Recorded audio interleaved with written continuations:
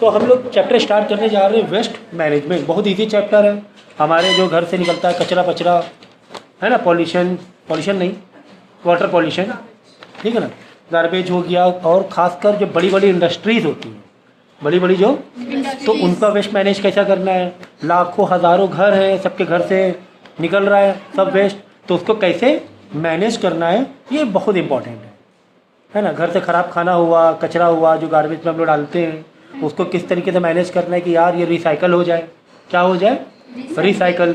तो रिसाइकल पे जोर दिया गया। रिसाइकल कर लेंगे तो क्या हो जाएगा, हमारे लिए बेनिफिट हो जाएगा। जैसे प्लास्टिक की बॉटल्स हैं, अक्सर हम लोग देखते हैं कि बाहर देखो एक कचरे वाले नहीं, लड़के बच्चे झोला लिए रहते हैं, है ना, वो क्या करते हैं, प्लास्टिक की बॉटल, थैली, रैपर।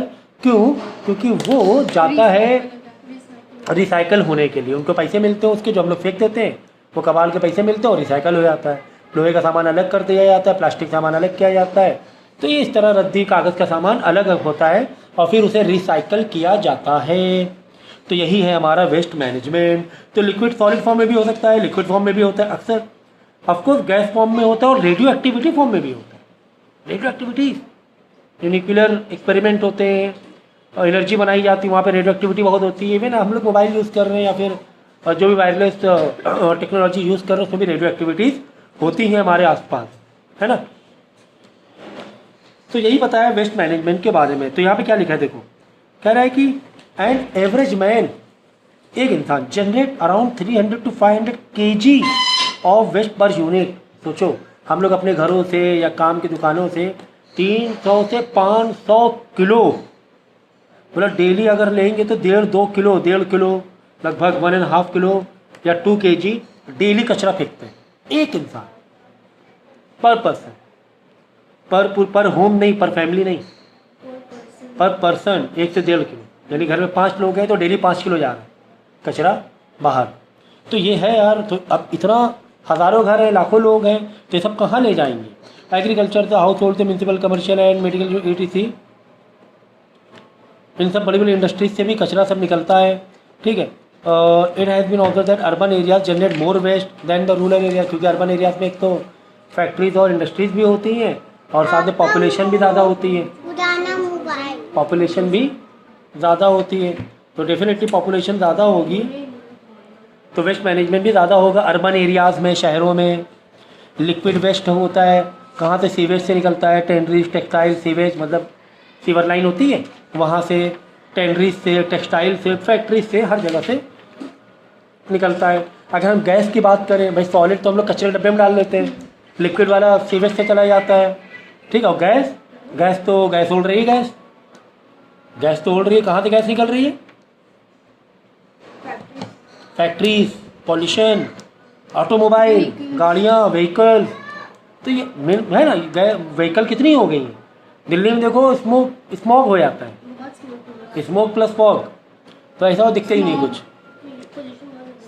तो यार अब हम क्या करेंगे, चलो अच्छा वेस्ट को मैनेज करेंगे। क्या करेंगे, ये तो समझिए यार कितना कुछ कचरा कहाँ से है, कितना हार्मफुल है, कितना डेंजरस है, कितना पॉल्यूटेड है, ये तो हमने समझ लिया। अब हम पढ़ते हैं यार वेस्ट की क्लासिफिकेशन, तो पहले समझ लें, उसके बाद हम उसको मैनेज करेंगे। चलो इसको कहाँ ले जाए, इसको कहाँ ले जाए, इसको कहाँ ले जाए। तो एकदम बायोडिग्रेडेबल वेस्ट, बायोडिग्रेडेबल वेस्ट क्या होता है, जो कि डिकम्पोजिशन हो जाते हैं, जैसे बैक्टीरिया में, माइक्रो ऑर्गेनिज्म में, जैसे खाना वाना हो गया, कागज़ भी हो गया, तो ये क्या हो गया, बायोडिग्रेडेबल वेस्ट हो गया ना। बैक्टीरिया और फंगाई लग के उसको खा लेते हैं, लेकिन पन्नी, प्लास्टिक पकड़ो तो वो डिग्रेडेबल नहीं है, बायोडिग्रेडेबल नहीं। तो the biodegradable waste include fruit, vegetable, हम लोग खाना फेंका, फ्रूट सड़ गए, कपड़े फेंके, पेपर हो गया, वुड हो गया, ये सब बायोडिग्रेडेबल है। धीरे धीरे घुल के कुछ ना कुछ नई चीज़ बन जाएगी ज़मीन पे। But this the waste consume totally and disappear without leaving any byproduct. But non biodegradable waste है तो बड़ी दिक्कत है, खासकर प्लास्टिक की बॉटल, प्लास्टिक की पन्नियाँ हो गई। बात समझ में आ गई कि नहीं आ गई, हाँ या ना बोलेंगे जी। तो नॉन बायोडिग्रेडेबल जो डिकम्पोज नहीं होंगे, डिकम्पोज नहीं होंगे, जैसे कि मैंने कहा प्लास्टिक हो गया, मेटल हो गया, गिलास हो गया, शीशे के टुकड़े हो गए, ये तो डिकम्पोज नहीं होते हैं। तो यहाँ ये वेरी इंपॉर्टेंट है कि यार बायोडिग्रेडेबल वाले नॉन बायोडिग्रेडेबल वेस्ट को मैनेज करना बहुत ज़रूरी, बहुत चैलेंजिंग हो चुका है आज के टाइम पे, एज पॉपुलेशन इंक्रीजिंग रैपिडली, ठीक है ना, इंडस्ट्रियलाइजेशन बढ़ रहा है, सब कुछ हो रहा है। So biodegradable non biodegradable difference between तो आने ही यार आता ही है। तो this can be decompose through the action of bacteria, ठीक है, सब पढ़ चुके हैं। This can not be decompose through bacteria fungi. This include fruit, vegetable, grass, plastic, wood wet सब हो गया यहाँ पे, ग्लास, प्लास्टिक एंड फोम हो गया, रबड़ वाली चीज़ें हो गई। Most of this do not cause much harm to the but this non biodegradable waste होता है, ये हार्मफुल होते हैं इन्वायरमेंट के लिए हार्मफुल होते हैं। तो हमारे लिए एक चैलेंज है। तो इम्पैक्ट क्या होता है वेस्ट एक्यूमुलेशन, कि हमने इकट्ठा कर रहे तो पॉल्यूशन बढ़ता जाएगा। उसको अगर हम ठिकाने नहीं लगाएंगे, बड़े बड़े वहाँ पर दिल्ली के पास एक जगह है, मतलब पूरा पहाड़ बन गया कचरे क्या बन गया, पूरा पहाड़। लड़के जाते हैं जो इसका काम करते हैं, वेस्ट मैनेज, मतलब वही कबाड़ का, पहाड़ के ऊपर चढ़ के आते हैं, वहाँ बिनते हैं कि यार कुछ प्लास्टिक बॉटल, पहाड़ के ऊपर चढ़ के आते, कचरे का पहाड़, और आसपास घर भी हैं, लोग रहते भी हैं, वही लोग रहते हैं जो लोग इसका काम करते हैं, तो लोग रह भी लेते हैं घर बना के चलो। और काफ़ी मतलब काफ़ी प्रॉफिटेबल बिजनेस है। मिस आसिया, तुम्हारा करियर उसमें है। आसिया आवाज़ कैसे लगाएगी, कबाड़ ले लो कैसे, आलिया बहुत अच्छी है, इसकी आलिया को नहीं। चलो ये आलिया अच्छी आवाज़ है, जो अच्छी आवाज़ निकालेगा वो करियर है उसका। तो कोई भी काम खराब नहीं, कबाड़ के बिजनेस बहुत बड़ा बेनिफिट है। बड़े बड़े जो माफिया होते हैं कबाड़ के बिजनेस करते हैं, हाँ माफिया भी होते हैं इसमें, उनका बहुत सही बता रहे हैं। खासकर जो गल्फ कंट्रीज, सुनो, जो गल्फ कंट्रीज, कबाड़ का मतलब कचरा ही नहीं, कबाड़ का मतलब होता है कि पुरानी मशीन्स हो गई, पुराने एसी हो गए। तो बड़े बड़े जो गल्फ कंट्रीज में ना, वो एक आध साल यूज़ किया, उड़ा के फेंक दिया इसी रोड में। तो बड़े बड़े जो शिप होते हैं वो इंडिया में, गुजरात में लाते हैं वहाँ का स्क्रैप। तो गार्बेज नहीं बोलेंगे, उसे स्क्रैप बोलेंगे। तो स्क्रैप तुम्हारे लिए ठीक है, गार्बेज हटा दो। अच्छा, स्क्रैप भी नहीं, अच्छा चलो पीसीबी ले लो। स्क्रैप में देखो पी भी आ रहा है और पीसीबी भी नहीं आ रहा है। चलो अच्छा ठीक है, ओके तो भाई,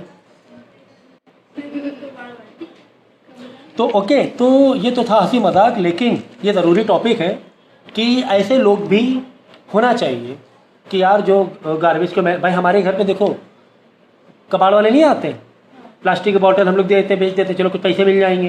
जुबिया, बस जुबिया तो बहुत इकट्ठा करती है बोतल पानी की, है ना। तो वो जो एक्चुअली वो जो होते हैं, कबाड़ वाले जो होते हैं, वो बहुत ही इंपॉर्टेंट वर्क करते हैं वेस्ट मैनेजमेंट के लिए। वो क्या करते हैं, कबाड़ तो तुम्हारा रद्दी भी ले लेंगे, पर बॉटल भी ले लेंगे, लोहे का सामान भी ले लेंगे, लेकिन वहाँ जो फिर जब वो बेचने आते हैं तो प्लास्टिक वालों को प्लास्टिक बेचते हैं, लोहे वाले को, मेटल वालों को मेटल बेचेंगे, कपड़े रद्दी वालों को रद्दी बेचेंगे। तो देखो क्लासीफाई हो गया, उन्होंने अलग अलग किया, तुम्हारा तो एक साथ ले लिया, उन्होंने अलग किया। तो प्लास्टिक वाला क्या, अगर प्लास्टिक को ड्रिल वो करेगा, नॉट ड्रिल, नहीं नॉट मेल्ट, उसको ये किया जाता है, मतलब छोटे टुकड़े किया जाता है, पाउडर बनाया जाता है।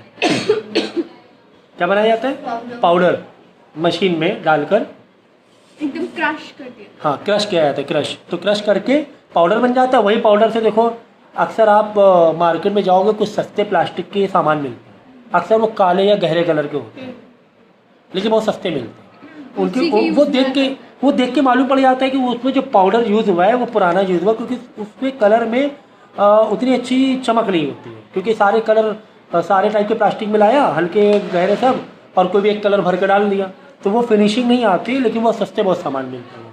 अक्सर आप जाना कोई छोटी मार्केट जाओगे, आप सस्ती मार्केट में वो प्लास्टिक के सामान मिलते हैं, बाल्टी हो गई, प्लास्टिक की चेयर हो गई, मिलती है। हाँ, वो दिखने में मालूम पड़ जाता है सेकंड का माल है, मतलब वो मशीन के जो पाउडर बन के नई प्लास्टिक का कोई सामान बना, तो वो ऐसे ही बनता है कि जो प्लास्टिक के अलग अलग, प्लास्टिक की बोतल भी है, प्लास्टिक का टूटा मग्घा भी है, प्लास्टिक की टूटी बाल्टी भी है, उसको क्रश कर दिया, क्रश करने के बाद दूसरा प्रोडक्ट नया बना लिया, उसके जो दाने बनते हैं। तो ये सारी चीज़ें हैं, तो काफ़ी बड़ा रोल होता है। तो यहाँ भी लिखा हुआ है, एक तो लिखा हो इम्पैक्ट ऑफ वेस्ट एक्यूमुलेशन, हमारे पास जो कचरा है उसका कितना गलत असर पड़ रहा है। तो यहाँ बताया कि वेस्ट एंड स्पॉलेज ऑफ लैंडस्केप के थ्रू जो ज़मीन में हमने घेरी हुई है, कचरा का ढेर इकट्ठा किया हुआ है, तो कितनी बीमारी फैल रही है यार उसमें, है ना। एक तो गंदा बहुत दिखता है, एडवर्स इफेक्ट पड़ते हैं हेल्थ में एडवर्स, जैसे कि डायरिया होता है, डिसेंट्री होती है, मलेरिया होता है और प्लेग होता है, तो अलग अलग टाइप की बीमारियां होने लगती हैं। चूहे कीड़े मकोड़े बढ़ते हैं, है कि नहीं, तो ये सारी चीज़ें होती हैं, तो इससे बड़ी दिक्कत हो जाती है। तो waste pollution and health hazard, इसे बताया है कि the increasing development of volume of waste is also increasing per capital generation of, but development हो रहा है अच्छा तो पॉल्यूशन भी हो रहा है, मतलब डेवलपमेंट हो रहा है पॉल्यूशन हो रहा है, मतलब बड़ी बड़ी इंडस्ट्रीज़ खोल रही हैं, हम डेवलप कर रहे हैं, इंडस्ट्रीज़ खोल रही हैं, फैक्ट्रीज खोल रही हैं, तो पॉल्यूशन भी बढ़ता जा रहा है। तो उससे जो गैसेस फॉर्म में मीथेन, कार्बन डाइऑक्साइड, ये सब हार्मफुल गैसेस रिलीज हो रही हैं, जो कि हमारे इनहेल के लिए, ऑक्सीजन इनहेल के लिए अच्छा नहीं है। तो ये हेल्थ हैज़ार्ड आता है एग्ज़ाम में, वेरी इंपॉर्टेंट। कौन कौन सी बीमारियां इससे हो जाती हैं, ये देखो, effect of gases waste and air pollution. Gases व एयर पॉल्यूशन से क्या होता है, तो अच्छी सा हमें ये नहीं मिल रही है, ऑक्सीजन नहीं मिल रही है, तो हमारी जो लाइफ एक्सपेक्टेंसी है वो कम होती जाती है, अस्थमा प्रॉब्लम होती है, सांस से रिलेटेड बीमारियां, लंग्स में हमारी दिक्कत होती है, लंग्स में इन्फेक्शन हो जाता है, तो लाइफ एक्सपेक्टेंसी बढ़ जाती है। यहाँ हम 90 साल जीने वाले हैं, 70 साल में, हाँ 9 2 11 ऐसा होता है। आप जापान में देखो ना, जापान में लाइफ एक्सपेक्टेंसी बहुत ज़्यादा है, लोग 90 85 90 तक के एवरेज जीते हैं। इंडिया में 70 75 में ये होता है। सल्फर डाइऑक्साइड देखो, 50s में जा रहा है। Sulphur dioxide is serious pollutant, it is concentration of human body causes cough, breathness, spasm of larynx, ठीक है ना। It also causes irritation in eyes, आँखों में। तो ये गैसेस का है इम्पैक्ट, ये किसका इम्पैक्ट है, गैस, जो गंदी जो गैस छोड़ी जा रही है इंडस्ट्री से, ऑटोमोबाइल से, कार्बन डाइऑक्साइड, कार्बन मोनोऑक्साइड, ये सारी, तो ये सब दिक्कत हो रही बहुत ज़्यादा। तो कार्बन मोनोऑक्साइड है ना, कितनी गंदी गैस है carbon monoxide. Is another danger pollutant present in air, it affect oxygen carrying capacity of blood. Cigarette smoking is main cause of, और स्मोकिंग नहीं करना है, समझे, हाँ, इंजीरियस टू हेल्थ, समझी कि नहीं समझी आप, कैंसर्स, हाँ पता भी है देखो इनको। Carbon monoxide remain attach to haemoglobin for a long time, it can effect thinking. एक तो सोचने में ही बीमार, मतलब इंसान काहिल बन जाता है, डिजीनेस आ जाती है, चक्कर आते हैं, मतलब बहुत सारी चीज़ें होती हैं यार, डॉलीनेस, हेडेक्स होते हैं। तो कार्बन मोनोऑक्साइड से थोड़ा चक्कर टाइप के आते हैं ना, अक्सर आप जाओ जहाँ बहुत ज़्यादा ट्रैफिक होता है ना, थोड़ा सा एक चक्कर टाइप के आएंगे, सांस लेने में दिक्कत होगी, तो है ना। और लंग्स में तो असर पड़ना ही पड़ना है भाई। देखो मीथेन गैस का कितना गंदा इम्पैक्ट है। Methane gas is a potent of green house gas, it is emitted during production and transport of coal, natural gas and oil. Oil से, कोल से, तेल से मीथेन गैस रिलीज होती है। सिमिलरली तो methane emission also result from live stock and other agriculture practice. जो live stocks हैं, जानवर हैं, उससे मीथेन गैस रिलीज होती है उनके वेस्टेज से। Similarly nitric acid causes irritation and it excess amount of causes of haemorrhage. बहुत बायोलॉजिकल वर्ड है इसमें, ठीक है ना। तो ये the hydrogen sulphide is another toxic pollutant. Lead is often release from vehicular exhaust and can damage the brain. Particulate pollutants like silica, asbestos, lead affect the lungs. तो methane gas भाई बहुत खतरे वाली गैस है, lungs में असर पड़ेगा तुम्हारे, ठीक है ना। मीथेन गैस रिलीज देखो, जब भी किसी का भी आंसर लिखो ना, एक प्रॉपर तरीके से लिखा जाता है। पहले तो मीथेन गैस होती क्या है वो लिखना है हमें, फिर मीथेन गैस कहाँ से निकलती है, लाइफ स्टॉक से, ऑयल से, नेचुरल गैस से, एग्रीकल्चर प्रैक्टिसेस से मीथेन, फिर उसके मीथेन गैस के कितने गंदे गंदे असर हैं कौन कौन सी बीमारियाँ हमारी होती हैं, ब्रेन पे इफेक्ट डालती है हमारे सीधे। तो हाँ, ये आपको इस तरीके से क्वेश्चन, कार्बन मोनोऑक्साइड है क्या, कहाँ से निकल रही है और इसके गलत गंदे इम्पैक्ट क्या हैं। तो इस तरीके से इन क्वेश्चंस को तुम फ्रेम कर सकते हो। ठीक है, तो ये तो बातें हो गई किसकी, गैस केस, जो कि बहुत बड़ा एक चैलेंज है हमारे लिए। क्या चैलेंज है हमारे इन्वायरमेंट को बचाने का, चैलेंज है कि ओजोन लेयर में भी देखो इफेक्ट पड़ रहा है। ओजोन लेयर भी हमारी उतना प्रोटेक्टिव, मतलब उसका जो प्रोटेक्शन, भाई ओजोन लेयर क्या है, तो जो सन से जो रेज आती हैं हाईली रेडियो एक्टिवेटेड, वो ओजोन लेयर क्या करती है, प्रोटेक्ट करती है।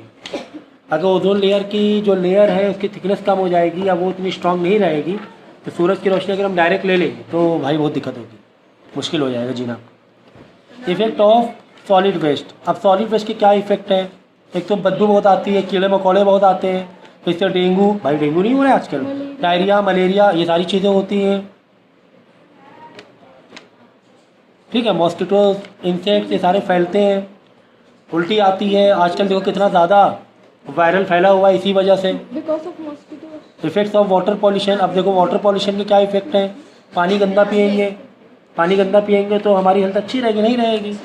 ठीक है, पानी गंदा क्यों, भाई बड़े बड़े जो इंडस्ट्रीज होती हैं उनका पानी, वो रिवर है अगर कोई बगल में तो रिवर में छोड़ देते हैं, कचरा बचरा सब डाल देते हैं रिवर में, सीवेज वेज का भी सब रिवर में।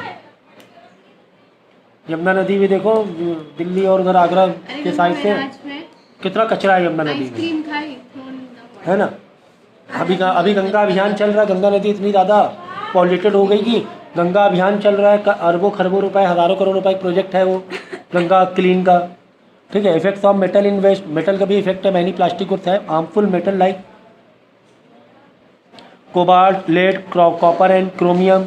दिस मेटल है adverse effect on human health, animal में ऑल्सो भी affected with this metal, further it may accumulate in human as well. तो मेटल का भी है इफेक्ट्स ऑफ।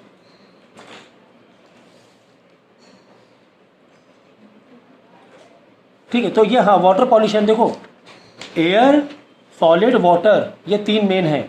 इसके बाद फोर्थ में देखो क्या है, मेटल का भी इम्पैक्ट बताया। अगर मेटल ऐसे पड़ा हुआ है तो उसका जो, जैसे बहुत जगह मशीनरी वर्क होता है, उसमें मेटल को होल किया जा रहा है ड्रिल से, अब उसका पाउडर निकल के हमारे लंग्स में जा रहा है, कितना हार्मफुल है। नहीं, अब कोई भी चीज़ बनती है, मशीन बनती है, उसमें होल्स होते हैं, चेयर बन रही है, फिटिंग के लिए होल किए जाते हैं ड्रिल मशीन से, तो होल कर रहे हैं तो उसमें पाउडर नहीं निकलेगा वेस्टेज का, तो वो सब बहुत इम्पैक्ट डालता है हमारे हेल्थ में। Effects of mining and industrial waste. हम माइनिंग कर रहे हैं, ज़मीन खोद के निकाल रहे हैं मेटल, कोल, तो कितना ज़्यादा हार्मफुल इफेक्ट है इसका। एक तो हमारे इन्वायरमेंट में जो इन्वायरमेंट साइकिल है उस पर इम्पैक्ट पड़ रहा है, इतनी माइनिंग हो रही है, तो अर्थक्वेक कितने अब बढ़ते जा रहे हैं। जो अंदर के जो कोर्स हैं, प्लेट्स हैं, उसमें इम्पैक्ट पड़ता है। ठीक है, और माइनिंग करने से पॉल्यूशन तो बढ़ता ही है। माइनिंग कर रहे हो, अब हवा में धूल जा रही है, धूल गर्दा हमारे लंग्स में आके इकट्ठा हो रहा है ना। देखो, they are infected with silicosis, lung disease, इसको बोलते हैं सिलिकोसिस। तो इंडस्ट्रियल वर्कर जो काम करते हैं माइनिंग में, इंडस्ट्रीज़ में, मेटल की इंडस्ट्रीज, उसका जो पाउडर है, वेस्टेज है उसका, वो जो वर्कर्स पे कितना इम्पैक्ट पड़ रहा होगा। रेडिएशन से भी असर पड़ता है, रेडिएशन तो सबसे ज़्यादा डेंजर है हमारी हेल्थ के लिए। तो ये बातें हो गई। तो टेरेस्ट्रियल लाइफ में कितना असर पड़ रहा है, यही सब तो चीज़ें पड़ी हैं। टेरेस्ट्रियल लाइफ मतलब जो भी ह्यूमन एनिमल्स लाइफ है, प्लांट्स हैं, देखो कितने पॉल्यूटेड प्लांट हो रहे हैं अब, क्योंकि उनको इन्वायरमेंट ठीक नहीं मिल रहा है, स्मोकी इन्वायरमेंट मिल रहा है, तो किडनी में असर पड़ता है, लंग्स में असर पड़ता है। तो ये सारे इफेक्ट लिखे हुए हैं जो अभी हम लोग डिटेल में पढ़ लिए। इफेक्ट ऑन एक्वेटिक लाइफ में कितना ज़्यादा इफेक्ट पड़ रहा है। मछलियाँ, फिश, अगर आप इतना पॉल्यूशन डाल रहे हो रिवर या समुंदर में, जितना भी ये वेस्टेज जाता है सीवेज का, कहाँ जाता है, समुंदर में जाके चला जाता है, रिवर में, समुंदर में जाके चला जाता है। तो जो फ्रेश वाटर लाइफ है वो अच्छी नहीं है। तो at many places the sewage of the cities drain into river, it spoil the river water, many industry also drain out their waste into the river. तो रिवर का पानी अब मछलियों के लिए, एक्वेटिक लाइफ के लिए बहुत ज़्यादा गंदा होता जा रहा है।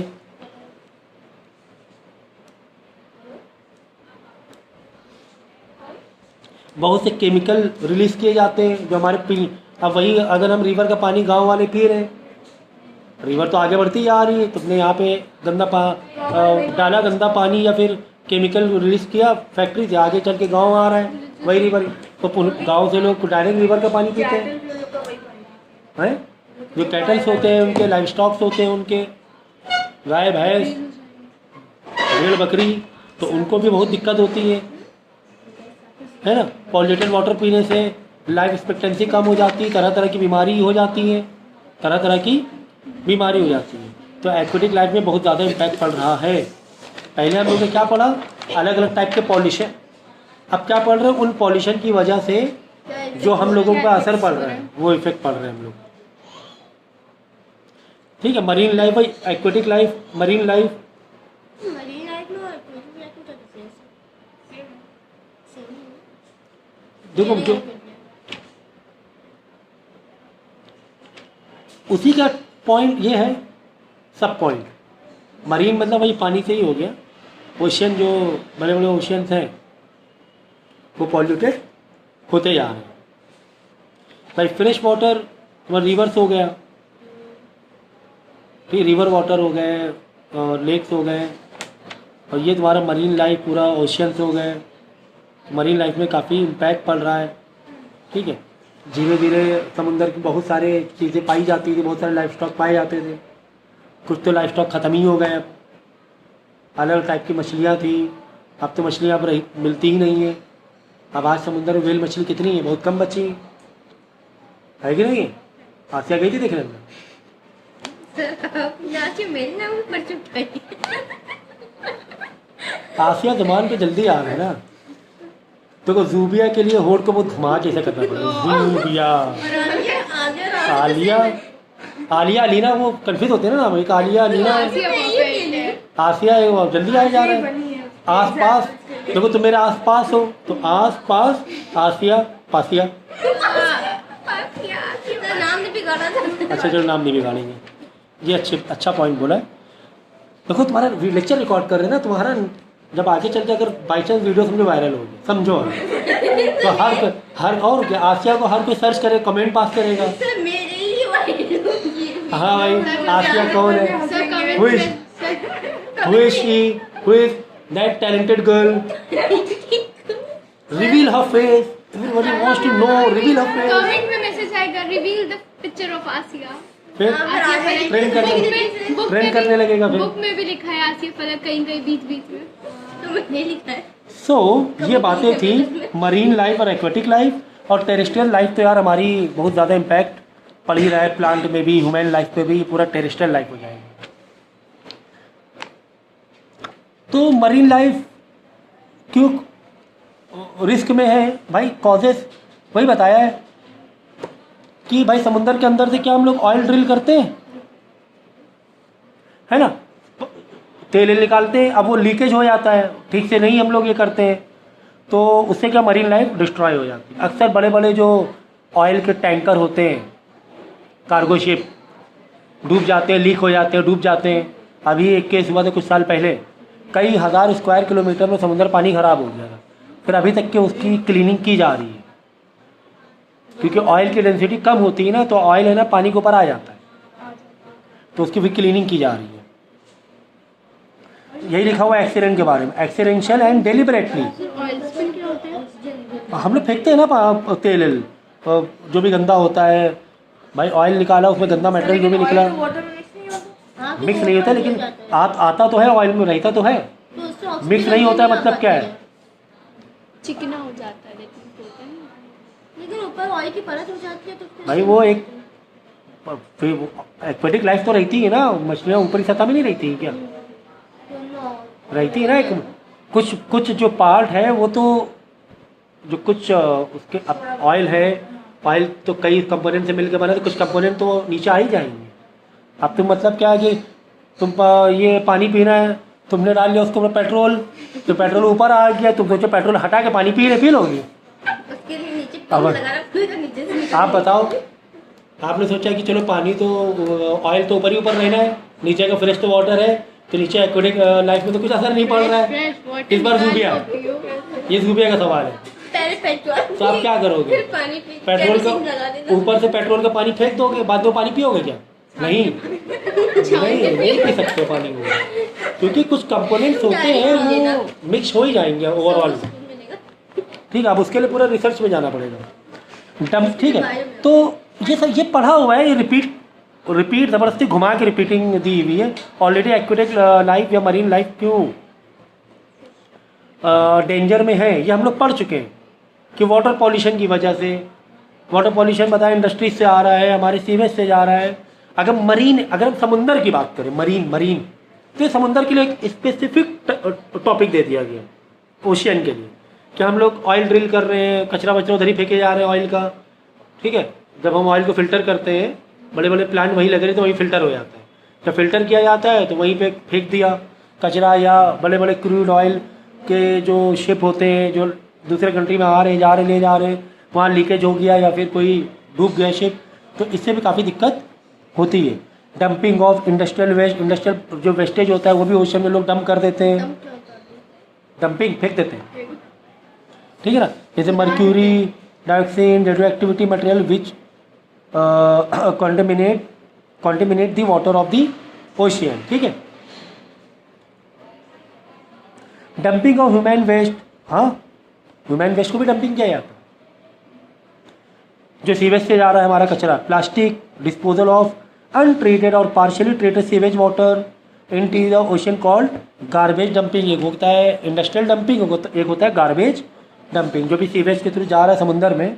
तो ये भाई carbon dioxide emitted by automobile due to burning of fossil fuel lead to air pollution. The contaminated air containing carbon dioxide reach the ocean in the form of acid rain, thereby polluting the। ठीक है, तो इस तरीके से भी, यानी कि gaseous pollution की वजह से भी वाटर पॉल्यूशन हो रहा है। बस सच है भाई, गैस, हार्मफुल गैस ऊपर जा रही है, उसी के क्लाउड बन रहे हैं, वापस वो एसिड रेन हो रही है, बारिश हो रही है केमिकल वाली, तो मरीन समुद्र में बारिश हो रही है तो गंदा पानी हो रहा है वो। वही दिया discharge of harmful chemical like methyl mercury harmful industrial waste was responsible for Minamata disease which was first discovered by Minamata city of Japan, Minamata. ठीक है ना, तो क्या इसके इफेक्ट है? तो रीज़न क्या है? एक तो इस ऑयल स्पिलिंग, जो माइनिंग की जाती है ऑयल की, या समुद्र के जहाज डूब गए, बड़े बड़े जो शिप के टैंकर होते हैं, या फिर इंडस्ट्रियल वेस्ट डंपिंग कर रहे हैं हम लोग, ह्यूमन वेस्ट डंपिंग कर रहे हैं, और गैसियस पॉल्यूशन की वजह से जो बारिश हो रही है वो भी समुद्र में मिल रही है। इन सब वजह से क्या होता है, मरीन लाइफ पॉल्यूट होती है। अब इसके इफेक्ट क्या है भाई? मरीन लाइफ में इफेक्ट है ना, मरीन लाइफ में इफेक्ट है। जो मछलियाँ समुद्र मर जाती हैं, बहुत सी जो मछलियों की स्पेसीज है वही गायब होती जा रही है। टॉक्सिक वेस्ट, तो मरीन लाइफ में डायरेक्ट इफेक्ट सब पढ़ चुके हैं यार, ये पहले ही पढ़ा दिया है कि क्या क्या बीमारियां हो जाती हैं इससे। ठीक है, अब ये मरीन लाइफ के बाद, अब ये इसके पानी को पी तो नहीं रहे हम लोग, समुद्र का पानी ना पी तो नहीं रहे, लेकिन एक्वेटिक लाइफ तो है इस पर। समुद्र में लाखों टाइप के स्पेसीज मछलियों की पाई जाती है, और लाखों टाइप की अलग अलग टाइप के ये होते हैं समुद्र में।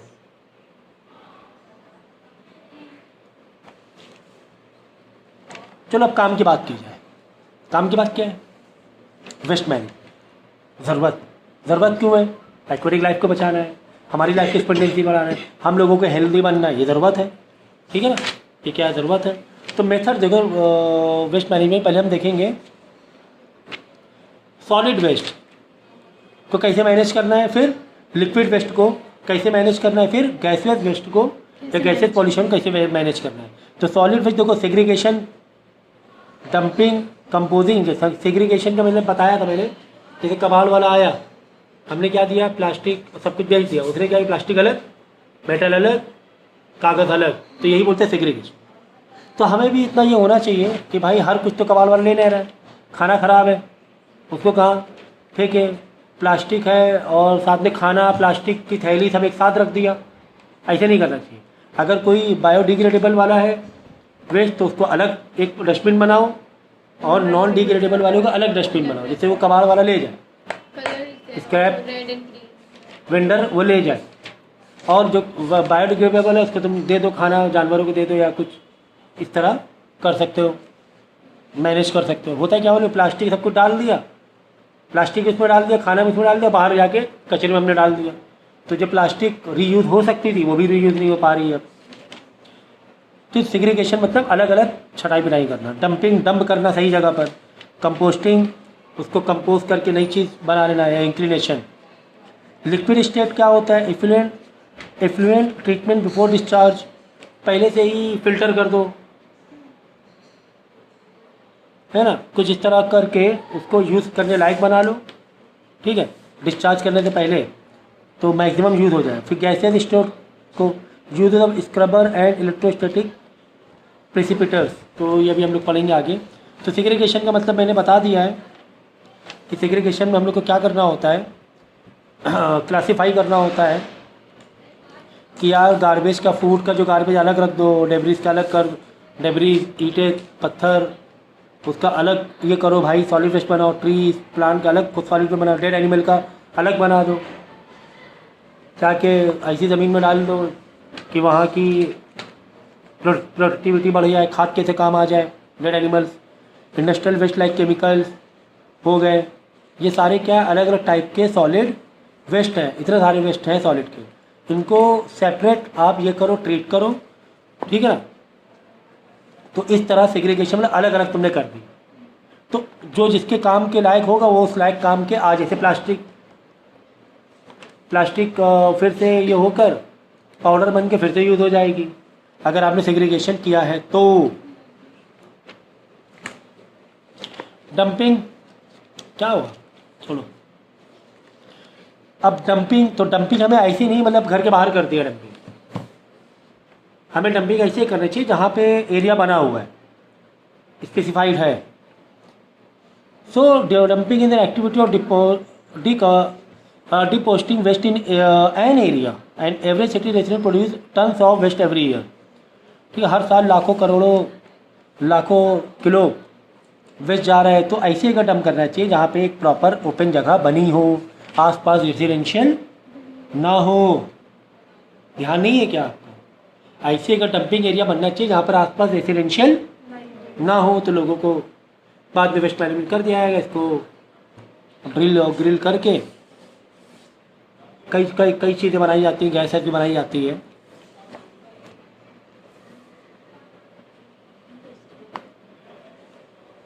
बुलडोज़र चढ़ाया जाता है, फिर क्रश किया जाता है, खाद बनाई जाती है, गैस बनाई जाती है, इससे बनता है। कंपोस्टिंग, अब देखो ऑर्गेनिक मैटर कंट्रीब्यूट 35% से 45% of municipal solid waste. This waste can be recycle by the method of composting, one of the oldest forms of disposal. It is natural process of decomposition of organic waste that yield manure or compost, which is every rich in nutrient. Composting is a biological process in which microorganisms, mainly fungi and bacteria, convert degradable organic waste into humus-like substance. This finished product, which look like soil, is high in carbon, nitrogen and an excellent medium of growing plant. तो decomposting करके उसको degrade करके fungi और bacteria के through खाद बनाई जाती है, प्लांट के लिए यूज़ कर सकते हो आप।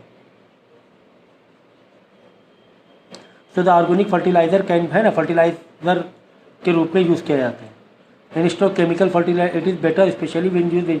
तो केमिकल फर्टिलाइज़र से अच्छा है कि इसके जो फर्टिलाइज़र बने, ये बने, खाद बने, फर्टिलाइज़र बने, तो वो हार्मफुल नहीं होता है, ठीक है ना। तो 3 आवर्स ऑफ वेस्ट मैनेजमेंट क्या है, पहले हमने क्या पढ़ा कि यार सेग्रीगेशन करो भाई, ये बहुत इंपॉर्टेंट है। ये वाला वेस्ट अलग, इसका वेस्ट अलग, इस टाइप का वेस्ट अलग, इस टाइप का वेस्ट अलग, पानी वाला वेस्ट अलग। फिर क्या करो, डंपिंग सही जगह करो, और जो भी बायोडिग्रेडेबल वाले वेस्टेज है उसे डिकम्पोज कर दो, ठीक है ना। अब 3R है वेस्ट मैनेजमेंट। क्या? कम से कम यार वेस्ट निकालो। हम लोग क्या करते हैं, अक्सर बेफालतू वेस्ट बहुत निकालते हैं। खाना निकाल लिया ज़्यादा, खाना इतना है, निकाल लिया भर के। शादी ब्याह में देखो, वेस्टेड। कहो कहीं देखते हो, अब यूट्यूब पे देखा है, कभी खाना ही नहीं मिला, भर भर के मतलब एकदम ले लेते हैं प्लेट कि यार पता नहीं ख़त्म ना हो जाए बाद में। तो चाय ठंडा खा लें। हाँ, पता चला आधा खाना बड़े बड़े प्रोग्राम में, शादियों में काफ़ी खाना वेस्ट होता है। घर में भी होता है, लोग खाना ज़्यादा बना लेते हैं, पता चला यार आज हम बाहर से खाया है दोस्तों के साथ, ये सुनो, ठीक है ना, बाहर से खा लिया, घर का खाना हो गया बासी, फेंक दिया इसे उठा के। वो भी फेंका कैसे? कचरे के डब्बे में एक सेग्रीगेट फेंक दिया उसे कि चलो यार किसी जानवर को ही दे दो, एनिमल्स को ही दे दो, वही खा लें। रिड्यूस, तो मैनेजमेंट कैसे करना? 3R, reduce, reuse, recycle. कम से कम इस्तेमाल करो, कम से कम वेस्ट निकालो, रीयूज़ करो। कोई भी वेस्ट निकालो उसको रीयूज़। प्लास्टिक की पन्नी हम लोग फेंक देते हैं, रख लो, कभी कोई काम जो गया मार्केट वार्केट गया तो उसमें सामान रख के लिए आए, या फिर आप कबाड़ वाले को दे दो। रिसाइकल करने की कोशिश करो। क्या करने की कोशिश करो? पानी की बोतल निकली तो पानी की बोतल रिसाइकल करने की कोशिश करो, उसका नया पाउडर बना के फिर से इंडस्ट्री से दूसरा प्रोडक्ट निकालने बनाया जाता है, ठीक है ना। घर पे भी आप कर सकते हो बहुत सारे रिसाइकल की चीज़ें, घर पे भी कर सकते हो। फॉर एग्जांपल घर पे बहुत सारे रिसाइकल कर सकते हो। फॉर एग्जांपल क्या रिसाइकल कर सकते हो? पुराने कपड़े होते हैं तो किसी और चीज़ में use कर सकते बिल्कुल सही कहा, हैं। बिल्कुल सही। मिस जूबिया ने Materials में भी बहुत- बिल्कुल सही कहा। पुराने कपड़े को हम लोग गंदा ही कपड़ा बना लेते हैं, चलो किचन विचन साफ करने काम आ जाए। किसी waste बाहर से क्यों कपड़ा खरीदे हैं? बाहर से क्यों कपड़ा खरीदे? क्यों? नेचुरल रिसोर्सेज को कब पोछा बन जाएगा। लो आलिया को पता है पोछे के बारे में अच्छी तरीके से। आलिया ने बिल्कुल सही बताया, आलिया बनाती है पोछा। इनको इन्होंने डिग्री की पोछे में। तो आप बेइज्जती कर रहे हैं। ये भी है ना, कमेंट बॉक्स में ढूंढी जाएंगी। भाई बताइए पोछा में बनाना है, मेरे पास ये वाला फैब्रिक है, लकड़ी मिलेगी। मेरे पास सिंथेटिक फैब्रिक है, सिंथेटिक को कैसे बनेगा? अपने भाई पे डंडा लगा। डंडा कौन सा लगा है? लकड़ी। सबसे पहले चलो आगे ठीक है। ढूंढ जाएंगे। ये एक्सपर्ट है पोछा बनाने में, मम्मा को आलिया को पोछे के लिए। ठीक है। झाड़न बना। झाड़न आलू तो घर बनाते ही हम लोग, है ना, ऐसे करके फटका मारने के लिए। हम लोग बोलते हैं फटका, ठीक है ना, गर्दा साफ करने के लिए। और तो इस तरह हम लोग चीज़ों को रिड्यूस कर सकते हैं, रिसाइकल कर सकते हैं, रीयूज़ कर सकते हो, दोबारा यूज़ कर सकते हैं। कपड़ा दोबारा यूज़ कर लिया तो कपड़े नए खरीदो मत, पुराने पहनते रहो, फट गया तो सिल लो। परेड में है वो पैच मारने वाला। Craft materials. Craft material use करते हैं हम लोग काफ़ी। चावल ऐसे गिर गए थे तो चावल का हमने क्या किया, अच्छे एक ड्राइंग बनाई, उस पर चावल के कलर करके चिपका दिए एक ड्राइंग में बचपन में, या फिर कॉर्न्स हो गए, कॉर्न्स का कुछ बना लिया। तो इस तरीके से कर सकते हो। बहुत सारी चीजें बनाई हैं। लेकिन अगर हम बड़े लेवल की बात करें, क्राफ्ट एक काफ़ी छोटा, बड़े लेवल की बात करें तो प्लास्टिक की बड़ी बड़ी मशीनें लगी होती हैं पुरानी प्लास्टिक का दाना बनाने की, जो रीयूज होता है।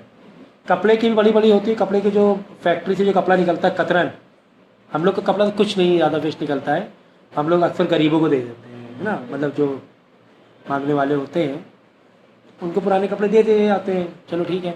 पहले एक काम और होता था पुराने कपड़े में, एक और गणित थी, बर्तन लेकर आता था एक आदमी, बोले पुराने कपड़े दे दो, हमसे बर्तन ले लो। हाँ सब होता है आज हाँ, नई सड़क में होता है ना। तो अक्सर ये होता है लाइफ में देखा गाँव में भी, पहले अब तो गाँव में होता है कि बर्तन लोग लेकर आते हैं, नए बर्तन नए आते हैं। भाई पुराने कपड़े, इतने बहुत से कपड़े लेकर बर्तन इतना सा देगा, एक भगोना मिल जाएगा, एक स्पून दो और एक नया स्पून दो। ठीक है। हाँ, एक स्पून दो। तो ये कुल मिला के ये प्रैक्टिसेस इन्वायरमेंट के लिए, हम लोग जो चीज़ मजाक में कह रहे हैं, तो ये प्रैक्टिसेस इन्वायरमेंट के लिए बहुत हेल्दी है। ऐसा होना, अब आते नहीं ये लोग, आना चाहिए। तो जो भी हो मतलब रीयूज़ होना चाहिए, रिसाइकल होना चाहिए। तो जो भी बड़ी बड़ी टेक्सटाइल जो फैक्ट्रीज होती हैं, मेन जो कपड़ा वेस्ट निकलता है टेक्सटाइल फैक्ट्री से। भाई अब कपड़ा तो इस तरीके से है, ऐसे करके कपड़े का वो बना बिछा लिया, अब यहाँ से तुमने शर्ट का पैटर्न काटा, ऐसे करके शर्ट का पैटर्न एक ये काटा, एक यहाँ से आस्तीन निकाली, इधर से एक आस्तीन निकाली, है ना, कफ इधर से निकाल लिए, ऐसे कफ निकाल, एग्जाम्पल बता रहे हैं, एक बैग ऐसे निकाल ली, पीछे की तरफ से बैग निकाल ली, वीडियो तो ये साइड कपड़ा बच नहीं गया वेस्टेज, तो फ्रंट नहीं निकालेंगे ये वेस्टेज फ्रंट ये क्या निकाला था, गाइस कॉलर- मेरी की ड्राइंग पे मत जाइएगा। कॉलर निकाल लो, ये कॉलर निकाल लिया, फिर यहाँ पे एक बच गया, यहाँ वापस एक बैग, तो कई निकालते हैं ना, कई पैटर्न सर, बना इसको लेते join हैं, करके यहाँ बच रहा है, यहाँ से कॉलर निकाल लो, जो बच रहा है इसे सब निकाल लो, लेकिन फिर भी देखो छोटा छोटा पार्ट बच जाता बच जाएगा, तो वो बहुत निकलता है, मतलब कम नहीं निकलता है, वो अच्छा खासा, ये देखो ये सब बच गया ना, पूरा तो तुम इस्तेमाल कर ही नहीं पाओगे यार, कहाँ से इस्तेमाल कर लोगे पूरा, घर में कपड़े वपड़े कुछ बनाओ पूरा, है ना? हाँ, तो इसके क्या बना सकते हो, मेरे पास एक आइडिया है, लेकिन ये जो निकलता है इसे बोलते हैं कतरन, in very local use, local language हम लोग बोलते हैं कतरन। कतरन के सबसे पहले भाई तकिया बना लिया जाता है, भर क्यों मालूम है, अब पर्सनली मुझे वो जो फोम वाली तकिया होती है ना, हमें बिल्कुल नहीं पसंद, सीरियसली। वो जो वाली फोम होती है जो टेडी बेयर में डाली जाती है, उसे बोलते हैं सिंथेटिक फाइबर, हमें बिल्कुल नहीं पसंद, उसमें हमें नींद नहीं आती है। भाई हमें क्या करो, देसी स्टाइल सही है, देसी सही है ना, पिलो बना लो, कतरन भर दो अंदर, साफ सुथरा कतरन भर दो, अब वो जो पिलो बनती है सही बनती है पिलो, तो पिलो बना लो, गद्दे बना लो, है ना, तो नहीं बन पाते इतनी सारी। नहीं बनते बनते हैं हैं, गद्दे। पेट में हमारे कमरे बन रहे पूरे। देखो भाई जिसको जैसी ज़रूरत होती है इंसान वैसा इस्तेमाल करता है, अब जिसको नहीं उतने पैसे तो गद्दे में डाल के बना लेता है गद्दा, है ना, तो और ये बड़े बड़े ये जो कतरन होता है बड़े बड़े फैक्ट्रीज में जाता है, ये वापस से ये होता है, तो मैं वर्ड ही नहीं आ रहा सर ज़ूबिया का कहना है मल्टी कलर सूट बन सकते हैं इससे। अरे कुछ है। हाँ ऐसे दिखाते हैं यार, एक मतलब फॉर एंटरटेनमेंट पर्पज, एक फॉरेनर है कोई, उल्टी जावे सी। सडनली उसको कैसे जा रही है कहीं पर लाइक इंटरव्यू देने, अचानक कपड़ा फंस गया कहीं पर, या कपड़ा वो ख़राब हो गया, स्कर्ट ख़राब हो गई, उसी ने अगल बगल से रीयूज़ कर दिया, कपड़े को बना लिया कपड़ा, तो ऐसे करते हैं लोग। बट इन इंडस्ट्रियल या हैवी, अगर हम उसका हैवी यूज़ देखें, हैवी यूटिलाइजेशन देखें, रिसाइकल देखें, तो बड़े बड़े फैक्ट्रीज होती हैं जो गद्दे बनाती हैं, या और भी जगह कपड़े को छोटे छोटे वो करके रीयूज़ करते हैं, किया जाता है रीयूज़, धागा बनाने में भी यूज़ किया जाता है ये, ठीक है ना, तो काफ़ी यूज़ होता है। अगर यहाँ पे बात करें अगर कानपुर की, तो कानपुर में है ऐसी फैक्ट्री, बहुत लोग ये कानपुर वहाँ पे फैक्ट्री, आप लोग जाया करो थोड़ा फैक्ट्रीज में देखा करो,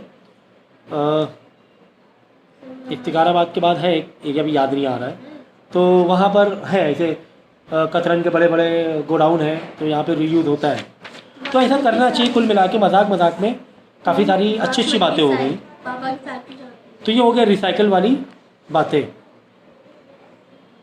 देखो collection of waste from door step to commercial places, door से लिया जाता है, कमर्शियल प्लेसेस में वो किया जाता है, ठीक है भाई। अगर हम रिसाइकल करेंगे तो हमारा रॉ मटेरियल बचेगा, हमारे नेचुरल रिसोर्सेज बचेंगे। कैसे सर? भाई बर्तन है, समझो बर्तन पुराने हो, बर्तन गए, उसको वापस मेल्ट किया, फिर नए बर्तन, देखो मेटल तो बिल्कुल फ्रेश जैसे ही मिल जाता है यार, बार बार गलाओ, मेल्ट करो, रिकास्ट करो।